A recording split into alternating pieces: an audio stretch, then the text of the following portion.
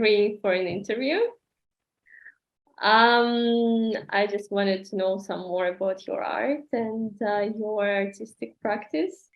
Okay. So to start with, what is the most exciting episode of your artistic career? Short, Um, but still, I guess like extremely dynamic.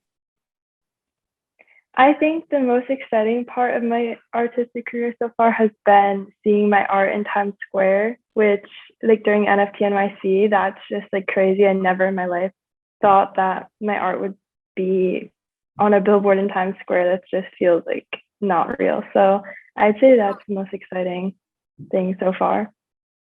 Okay.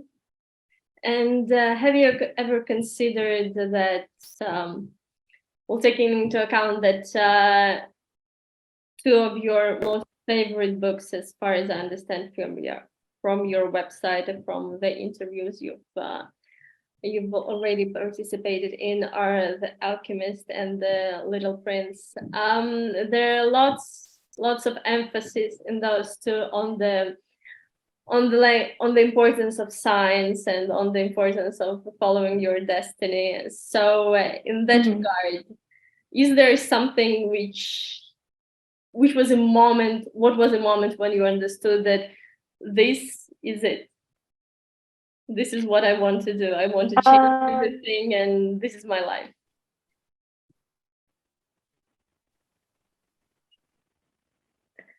I think when I reading those books, I should be following my dreams. It's like my responsibility in a way. And I think a lot of my life, I felt like it was considered a privilege to be able to follow your dreams. And people just assume the right thing to do is like take a traditional path to make everyone else happy. But I think over time, I kind of became more aware that I was the best version of myself when I was doing what I was passionate about and like listening to my own intuition.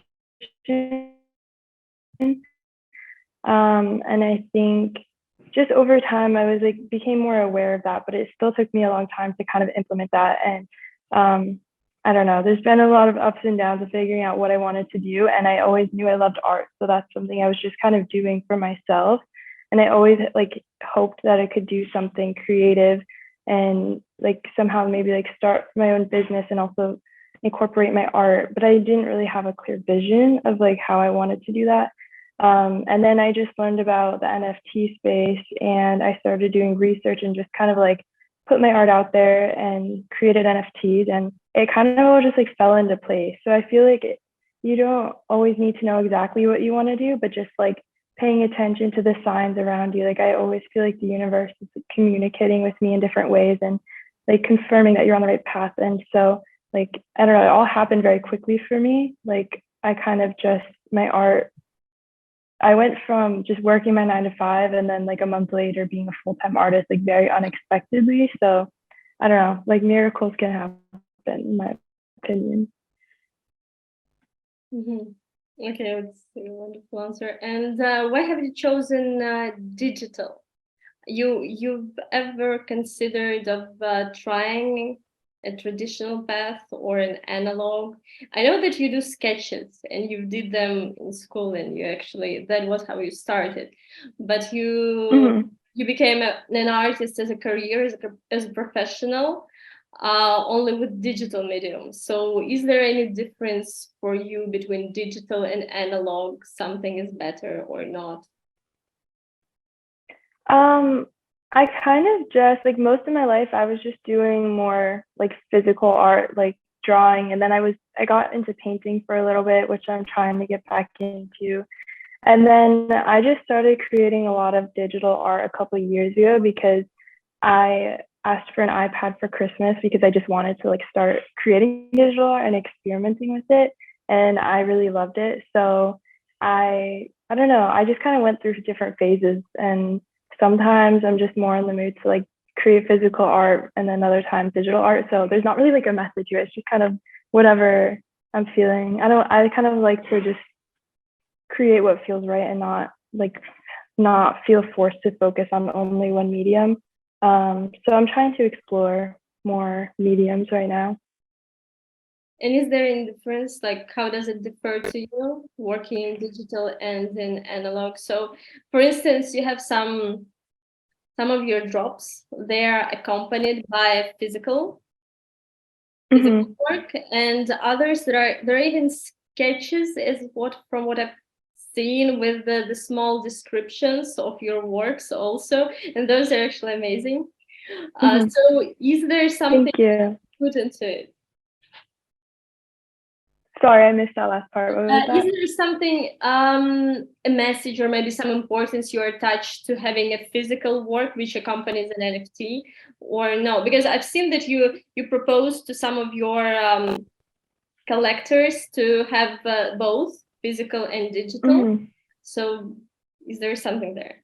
Yeah, I think that collectors really like it's kind of nice when it comes with a physical piece, just because I feel like it creates more of a connection between the collector and the artist. So like I have a collection, or like a drop today actually, and it's not digital art, it's like acrylic paint marker on mixed media paper. So for those, like everyone that buys those NFTs, they can fill out a form on my website, and then I'll send them the physical piece. And I feel like it also creates more excitement, because it's just like, it's cool to collect NFTs and have digital assets, but when it comes with the physical piece, it just feels more like human, and like you're more connected to the artist. So I don't know. I think it just kind of deepens the connection. And the explanation you put there, because I've read some explanations to the pieces, and they seem to be like a part of the story. They kind of tell the story for themselves. Yeah. So is it? Yeah. The title. Yeah, the titles. Yeah, I think like the titles of my art. Yeah. Yeah, the titles of my art is really important to me. I think like for my first collection, when I created it, and I didn't really know what I was doing. I didn't have any collectors at the time. I think I didn't even know if anyone would buy my art at the time. But when I listed it, I don't know, like I was posting my art on Instagram too, and so I always would like write a little caption, and I just tried to think like, what does this piece make me feel, or how was I feeling when I was creating this piece? And I guess like my creative process is very abstract and like doesn't really make sense, and I don't know, a lot of the titles are also related to childhood, so like it's hard to explain. I feel like my brain just works in very abstract ways, and I kind of pull those abstract concepts out of whatever I'm creating, from like the feelings and emotions, and create a title from that. It depends. Certain pieces have like different meanings behind them, but yeah, I kind of like that they're very unique titles that kind of like match the abstract feeling of the art. And the imperfectionist, you have only numbers there. Yeah, so the imperfectionist, like that, I feel like that drop was a little different, because they were all, each piece is very similar. There's 111 pieces, and I was just really like experimenting with this collection, trying to do things a little differently. And like each piece just really related to like the same theme of just kind of like imperfection, feeling like it's okay to be imperfect in my creative process and in my life, and realizing there's so much beauty in that. And so for that collection, I kind of just wanted to have them numbered. So it kind of depends. Okay. So you have mentioned that you've actually presented the most exciting episode was to see you work in the Times Square, and it was also displayed, I believe, during the NFT New York. It was displayed in the space as an NFT. Yeah. So is there something, you haven't yet have any physical exhibitions, except for being a part of VCon NFT New York, and I believe you are also invited for this year's too.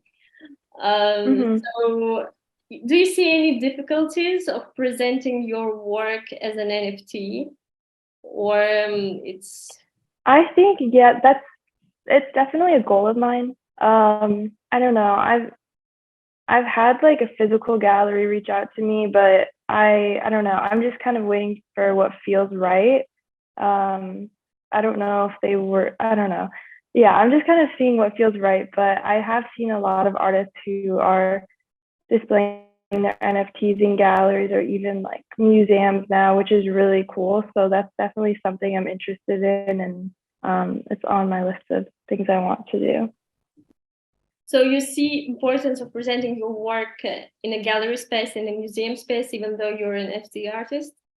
It's still. I think, well, as if they're presented like as NFTs, I think that's really exciting that these like more traditional spaces are starting to incorporate that into their structure, because I think like traditional like art galleries and museums in the past were maybe not open to that, and there was a lot of like stigma around that. So it's exciting to see it kind of evolve, and I don't know, hopefully like kind of change. I feel like NFTs are really important in the art space because it's kind of like taking down these barriers that have always been there, and it's allowing more people who might not have access to connections or like galleries. It's kind of like allowing them to get their art out there more and get collectors without having to go through these big structures. But seeing how galleries and museums are kind of changing their perspective on the NFT space is really exciting.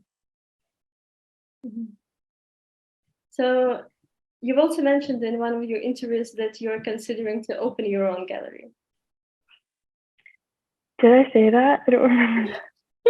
Yes, yeah, that's quite interesting because there are lots of NFT galleries opening, which are working solemnly with NFTs, and there are some in New York, some in London, some in Paris. So have you seen maybe an NFT gallery you're interested in, which you see as an example, or no? I actually visited, I'm from like the Boston area, and I visited an art gallery in Boston on Newbury Street, and I got to speak with like the founder, and they were exhibiting NFTs there for the first time. It was last summer. So they had like I think they're called token frames. They're like these NFT frames, and it displays the art really beautifully. And so seeing that was really cool because it made me feel like, okay, it's possible that maybe like my art will be exhibited in a gallery like this one day as an NFT. So I think that would be really cool. I'm sure there's a lot more out there too that I haven't like gotten around to seeing yet. But if I could be displayed in the one in Boston, that would be cool. It's called Palace Gallery. Palace Gallery. Okay, so that's one. Okay. Yeah. From galleries to communities, you've been part of NFT New York last year, and you're actually invited to be a speaker this year, as far as I know. Yeah. So is there something in particular you want to convey to the public, because you've participated in NFT New York, in VCon, and I think those were exciting episodes of your artistic career, so you met lots of people. So is there something you want to say there as a speaker, or you just want to talk about that? So I'm going to be speaking on a panel with a couple of other artists, and the topic is kind of around like how the NFT space is changing the narrative around artists. I feel like in the past there was always this narrative that of like the starving artist, that if you want to be an artist, like you're either going to make no money unless you're like the 1% that gets really successful. And I was always told growing up like I couldn't be an artist. I don't think I even ever expected or like talked about wanting to be an artist, because I just knew like that was looked down upon, at least in my family, and like just society in general. And so I think with the NFT space, it's really exciting to see like so many artists who don't necessarily even come from like a traditional art background. Like I didn't go to art school, even though I feel like I kind of wanted to. I just didn't think that was an option for me. Being able to explore their creativity and put their art out there and make a career from that. And so I think NFTs are really kind of shifting the narrative around artists, and like artists are able to make a living from their art through NFTs, I think more so than they have been in the past. So I think it's really exciting. And the community, the people you've met there, is it important for you or not? Because you've mentioned that galleries are still important for you, even though you are a modern artist working with NFTs. So you still want to be exhibited in the gallery in a traditional space. But as far as I know, the communities of NFT artists and the community of Web3 is quite like mainstream for the artist, quite important. So is it important for you? The communities? Yes. That like yeah, places you've been a part of, or I think community is like the most important aspect of the NFT space, because I don't know, it's just like that's where you get your support from. I found so much support and love from being in the NFT space, and I think it's really important. Like even when I go to in real life conventions like VCon and NFT NYC and Art Basel Miami, like making those in real life connections is my favorite part of it. But even just like through Twitter and stuff, I'm talking to people every single day, and I have people I like consider my friends, just that you like kind of check up on every day and show support for their art, or they show support for your art. And so just like having those connections is really cool, because I mean, I wasn't ever really in the traditional art space in the past, so I don't know like how big community is for that, but it's, yeah, I think it's the most important part of being in the NFT space.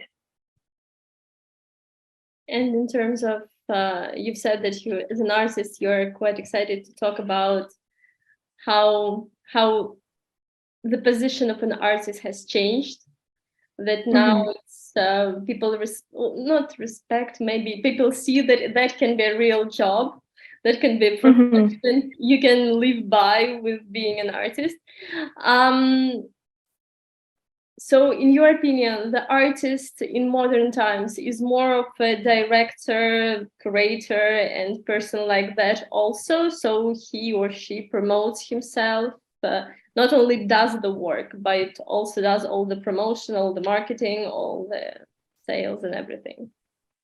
Yeah, definitely. I feel like it is different in that aspect, where I feel like I kind of do everything myself, but I really enjoy it personally.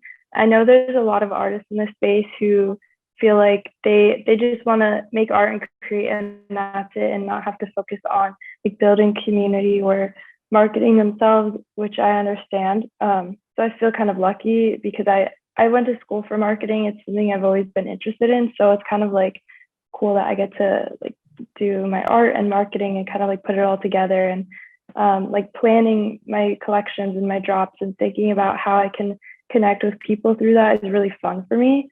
So yeah, but it's definitely more work than just like creating art, because a lot of people in my real life will ask me like, so do you just draw all day? And I'm like, honestly, no. Like there's a lot of other, just like planning and strategizing and connecting with people. That's a big part of like my day-to-day. And from other artists in the space, is there anyone who inspires you? Yeah, there's a lot, but there's one particular artist named Gavin Mueller who was like the first artist that really inspired me. Before I ever created NFTs from my art, I read his story in an article from a brand called 1:37 p.m. And it's like kind of a crazy story, because so I read his article, and then there's so many like pieces to the story, but I had a list of manifestations that I wrote, and one of them was that I would buy an NFT from an artist I love, and that ended up being Gavin Mueller, because his story just inspired me a lot, and he was featured on the homepage of OpenSea, and it changed his life and everything. So yeah, his story really inspired me. And then like flash forward a month or two later, I also had my art featured on the homepage of OpenSea. And then like last month, he bought one of my NFTs, and also I was on the 1:37 p.m. podcast. So like there's all of these crazy connections, and it's just crazy to think about. So his story is like the first that really inspired me to get into this space, and it's just come very full circle. Like I've met him in real life, and he's like one of my friends now, so it's really cool. So I've seen your manifestation. So he finally bought one of your NFTs. Oh no, not Gary Vee, but Gavin Miller, the artist who's the first artist I ever So bought it's an a different NFT from. one. He Okay. bought one. Yeah. There was, Gary Vee. yeah. Yeah, that was another item on my list of manifestations, was for Gary Vee to buy one of my NFTs, and he has his own project in the NFT space, and he's just like an entrepreneur, like marketing guy that I've always followed for years. And he said he's gonna buy one, and he did tweet back at me recently saying he's gonna do it soon, but it hasn't happened. But I just am trusting that it'll happen at some point.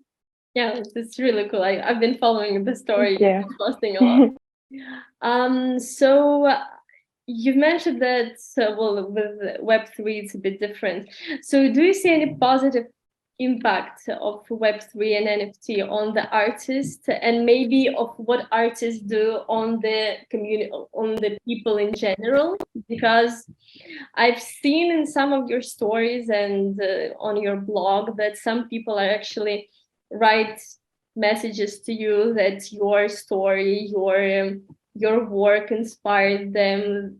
It helped them to connect to themselves. It helped them to find their inner voice. So how does that work with you? How does it inspires you? It makes you feel that you're doing something important. Yeah, definitely. I think like having people reach out to me and just say like, even if it's just a small thing, that it just like listening to my story or like my art, it inspires them in some small way. I remember like a year ago, like right around when I was getting into the NFT space and my art was on the homepage of OpenSea and everything, somebody that I knew early on in the NFT space had heard my story, and it gave him like the courage to quit his job to get a different job that he liked. And so like just little like things like that, it's like crazy to think that I can influence someone and make that big of a difference in their life. So yeah, sometimes I forget that I am influencing people in certain ways and helping them, and even if it's just in small ways. So it feels really good to remember that. Wonderful. And have you been in contact with other artists? Or were you thinking of some maybe collaborations or things like that? A little bit. I have done like some collaborations, but more so with projects in the space, like not really one-of-one artists. Like I created a piece of art for this newer project in the space called Healing Hippies, and I like connected with the founder of the project and just like learn more about the project, and I just really resonated with the message behind it. They're very focused on mental health, and like they have an app where collectors can, it's like very new. I don't think the app is even out yet, so I'm not super familiar with it, but it helps people like connect with mental health resources and things like that, and they're just all about like positivity and mental health. So that's something I really resonated with, so that's why I decided to collaborate with them. So it kind of depends. Like if it feels right, then I do want to collaborate with other artists, but I don't want to just like collaborate just to collaborate. I feel like it should always be like meaningful for me. So I haven't really collaborated with many other like just like one-of-one artists, but it's something I'd be open to. And what about collectors? Have any of those been in touch with you? Are they interested? Because in modern world, some collectors are actually come and visit the space where artist works, and they like to talk to an artist. So with NFTs, are any collectors have been willing to reach out to you, to talk to you, to maybe discuss the works they've collected or something like that? Yeah, we talk mainly like through Twitter and Instagram. Like sometimes I'll meet them in real life. I've met some of my collectors at things like NFT NYC.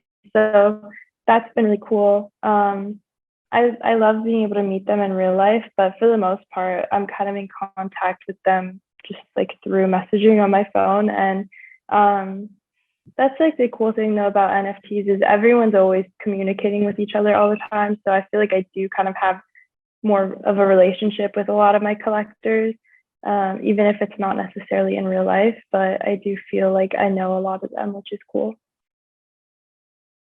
So, why do you think sometimes collectors prefer not to be known in person? Like anonymous Yeah, people? because it happens in NFT. It happens in real world. Yeah. Some buy paintings and they just prefer not Yeah. to disclose the price or the painting or who that was. In NFT, the same.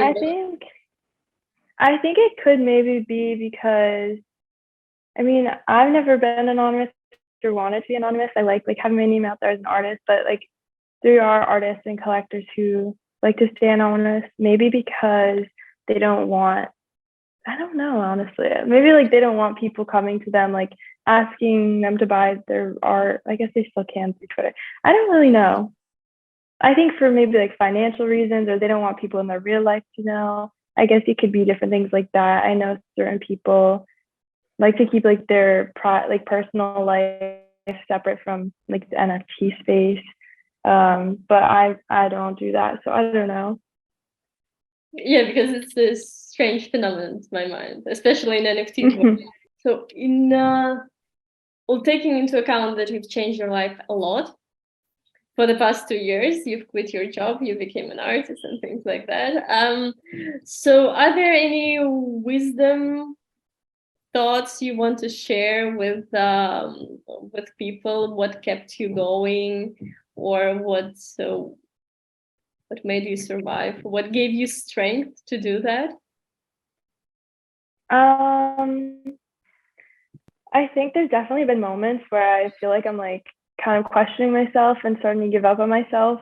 And I think that's a normal human thing to go through, and to, especially with so many voices around us. Like I definitely have people that are still saying, "Oh, do you think you'll even be able to keep doing this?" Or like just like little comments where it kind of makes you question yourself. But I feel like deep down everyone like knows what they're meant to be doing. It's just about connecting with yourself on that level, and like taking the time, whether it's through like journaling or like creating art. For me is how I'm able to connect with myself on a deeper level too, and like writing.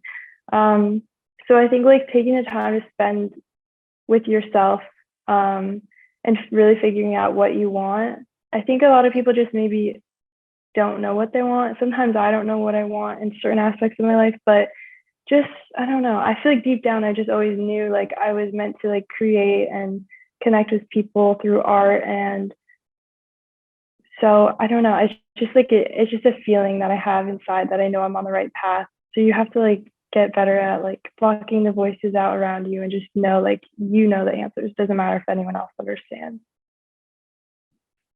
Thank you. Those are like very wise words. Always follow the path. You've mentioned quite a lot that you initially drawn some inspiration while in high school, transitioning from like realistic painting to a more abstract ones. You've drawn some inspiration from people like Matisse, I believe, Basquiat, and Picasso. So Yeah. the quiz will be I will show you like a couple of pictures, and you'll Okay. try to guess what are those, whether that's Matisse or Picasso. Well, Okay. I don't think even professionals know the names of the particular paintings, but at least we'll try to, whether you'll be able to guess the authors. Picasso. I haven't even started yet. Am I wrong? No, you're absolutely right. It's Picasso. Okay. So that one. Basquiat. Okay, cool. That one. I think Picasso. Okay, so perfect. No? Okay. Basquiat. And the last one. Matisse. This is one of my favorite paintings. That one's your favorite. This one. And yeah. why? It's what? Why? I just remember, I don't remember the first time I saw it, but I just remember seeing it and feeling like this piece like represents life in a lot of ways. It's just like, I just remember thinking in my head once, like years ago, life is just about like holding hands with people and dancing in a circle. As like weird as that sounds, I was just like, this piece just feels so like free and representative of what life is meant to be. And I thought that it was really beautiful. Yeah, it's a nice piece. So have you ever seen it in a museum or no? No, not the original piece. I've seen like kind of pieces inspired by it that other artists have done, but not the actual piece. I would love to. And have you ever seen Basquiat? Because he's not that much presented in a traditional space. There are a few exhibitions. Yeah, I actually saw some Basquiat pieces and a lot of Picasso's when I went to Art Basel in December. I went like into the actual convention center and I saw so much art. It was insane. It was so cool. Wow. And you've mentioned Basquiat as a person who inspired you, and he struggled a lot with being accepted. So I will stop sharing this one. So do you see any relevance to his life story in your life story, that he had to find his voice, he had to go through that? He was I believe a street artist, that's how he started, and then he actually went to painting and his style was unique and things like that. Yeah, I think Basquiat and a lot of other artists too, I feel like have this similar story of just feeling kind of out of place, which I really relate to. And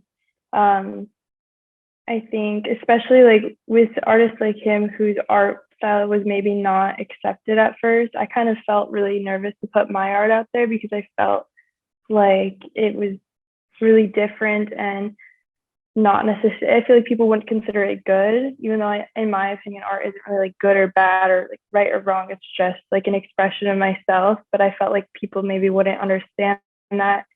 And so it's kind of scary to put your art out there. But I don't know, he inspires me a lot, and he just is the way he created, and same with like Andy Warhol, like the way that they created and weren't scared to put their art out there, and it was very authentic to them. And I think that's really cool, like not feeling like you need to fit into a certain style.